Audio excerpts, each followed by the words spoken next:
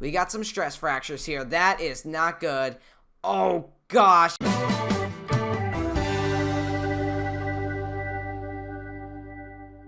Hey guys, welcome back to another video, and in today's video, we are back in Sinking Simulator. It's been a while, but we are back, and we have some ships to explore. So yeah guys, let's get into the video. Now the first ship we are sinking is the SS Delphine. This is a very detailed ship, and it has an interior as well. So let's go ahead and switch over to the interior view. Now doesn't that look fantastic? You can see every little tiny detail on board the ship, from beds to the boilers. So yeah, really cool, and you've even got paintings on the walls too, which is also incredible.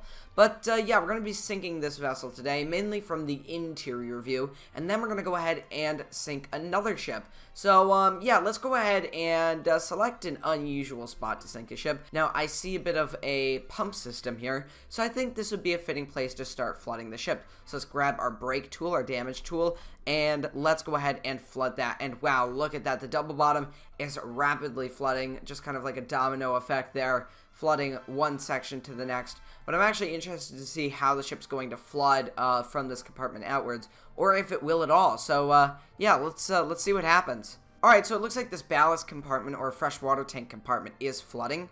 Actually, it looks like all of these ones are flooding. That's interesting. If the ship was going to sink, then it's got to exit this area. But it's actually looking like it's staying contained, actually. So, yeah, that's good, but not good for us because the ship needs to sink. So, how are we going to sink it?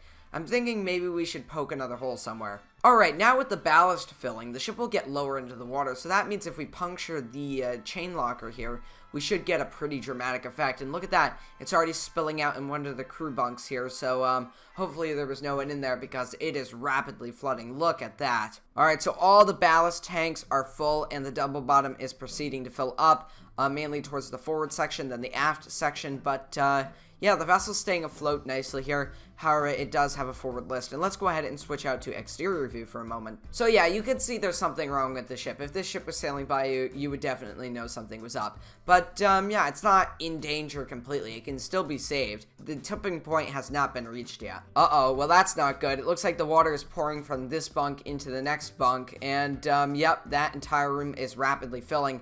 And yeah, there's a stairwell leading up to another floor, and I think it might just spread out along this floor. So I think the tipping point might be reached very soon, but just not now. I think you could definitely hold back the water if you had powerful enough pumps, but yeah, and you can see water is now spilling into the cargo hold. Yeah, actually, it looks like the water is being contained in this stairwell area, so it might actually stop flooding on this deck, which would be pretty interesting, but yeah, it doesn't look like the water is going up anywhere else but this room. So, yeah, good news for the ship, bad news for us. Cargo hold is almost completely flooded now. As you can see, it's almost up to the top of the door here.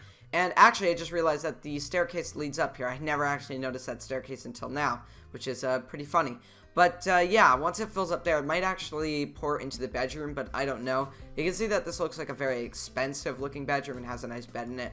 It's not like one of these crew bunks that were underwater. Where is it? Yeah, there it is right there. Doesn't look like these crew bunks here. Oh, hold on. Look at this. The water's entering the engine room. So yeah, this ship is now dead in the water for sure. And it's on that electrical panel as well, so it's surely dead now. So yeah, this is not looking good for the ship at this point.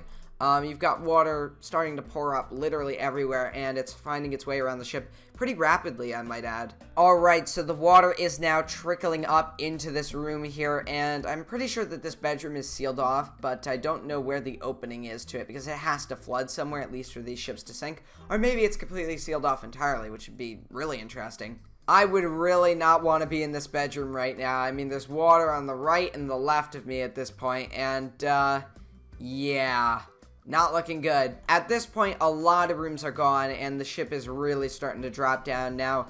And yeah, I'm gonna go ahead and start lowering the lifeboats if I can here, and that just simply means by removing them from the deck.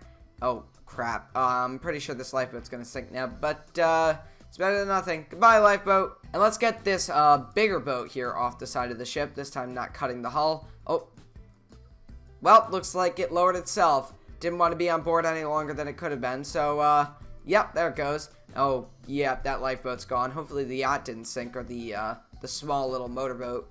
But, yeah, at this point, it actually looks like the water is kind of slowing down, at least moving through the vessel. You can see it really has slowed down here. And that's mainly because the water is traversing through all of these spaces, and it does take time for the water to get through there. So, yeah, it's taking its sweet old time, pretty much. Back to the exterior, it's not looking good. As you can see, the nameplate is almost touching the water here. The portholes at the bow are now well underwater at this stage, and it's almost up to this promenade, which is not going to be good for the ship. And here we go. The moment has arrived. The water is really starting to head up the stairs here, and it's about to pour onto this floor. And now you have some really nice cabins here. This is like the first class section, and this will probably be the second class, of course. But look at these cabins and suites here. Really, really nice. And yep, here comes the water. Let's zoom in here, and let's see what happens here. And there it goes. It's beginning to trickle over the edge of the opening here and onto this floor. So this is it. Alright, here's what I've worried about for a little bit now. And this is because the ship was slowly sinking and it was getting slower over time. So as you can see, the water has reached the water line. So the water outside is the same with the water inside, which means the buoyancy is great enough to stop the ship from sinking.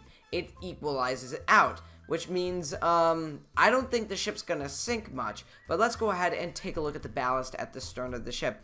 Is that flooding? Yes, it is, but just barely. Again, because the buoyancy is enough to fight the sinking. So how do we fix this? Well, an inconveniently placed bolt in a porthole was not perfectly secure. And what happened is the bathroom flooded. Yes, the bathroom. Somebody left the water running too much, I guess. Here we go. The water fills up the bathroom, and what happens now is a domino effect. Once that room goes, it pulls it down, more water pressure is put upon the ship, and the water floods in faster, and the ship drops rapidly. So, yeah. Now take a moment to see how far the ship has gone under just because that one bathroom started flooding. It's to the point where the whole bow is gone, and yep, it is really starting to plunge at this stage. The water in these tanks is going to start spilling forward, and yeah, the whole thing is just going to go down chaotically here, just because that one bathroom went. As you can see, the ship is not having a good time, and it splits in two. Oh my gosh. Wow. Yeah, that was completely unexpected. Will it float? That's my question. Is this actually going to float? But in other news, all of the passengers that were on the stern of the ship survived, because it's afloat. And look at the damage to the breakup area. I mean, that's just pure force ripping that apart there. And the kitchen has a massive crack down it from this porthole here. Holy cow. Yeah, and this window's shattered, and I mean, this one was probably the main reason why the ship broke, is because that glass portion gave way. Actually, I remember seeing the funnel give way before the ship broke in half, so I guess the stresses kind of pulled apart the base and it fell into the water. But, yeah, let's go ahead and sink this thing, and I think we'll sink it by the stern. So let's just say that when it landed in the water, it damaged hull plates here, and I don't know, it just kind of cracked up the hull like this. You know, that looks good. Oh, wow, it's sinking fast. Holy cow. And there she goes. You can see the other lifeboat just kind of sitting there. Actually, the proper boat. It's not even a lifeboat. It's kind of like a tender. But, as you can see, there goes the ship. Portholes are breaking under the pressure. And, yeah, she's going down. And there she goes. Rapidly going under at this stage. And, yep, there goes the boiler room. Very quick sinking there. Holy cow. And there she goes. Alright, here is our next and final ship for the video, the Store Scar. So yeah, let's go ahead and sink it. But this time, we're going to sink it with a bit of a twist. We're going to go to here, and we're going to change the wave width and the wave height. So there we go. Now we have a bit of a stormy weather, but I think this is not too realistic. So let's go ahead and go over here. Let's go ahead and change the width out a bit here. Let's make it more realistic. A little more. Come on, we're in the seas, damn it. Let's go. Looks like that mast isn't having a good time, but it's holding up, as you can see there. Kind of bending back and forth wildly there, almost like it's made out of rubber. But, yeah, somehow the ship is holding up well. Really don't know how. Looks like the back deck, I think we need that, don't we? Well, I guess we are on our own without a propeller. Let's raise the stakes. Let's go ahead and make these waves even bigger. We are about to hit the storm of the century here. Oh, I think that was a little too big. I think everyone's dead now. Oh, yeah, now everyone's dead. Yep. All right, there we go. And it looks like it's actually doing something well. Oh, boy. We got some stress fractures here. That is not good. Oh, gosh. Yep, that bow completely gone. And it's broken in half again. There it goes. Now we're in business. Look. We didn't need that bow anyways. That was just for show. Let's go ahead and take a look at the interior. I should have mentioned this before, but this ship has interior. Oh, yeah.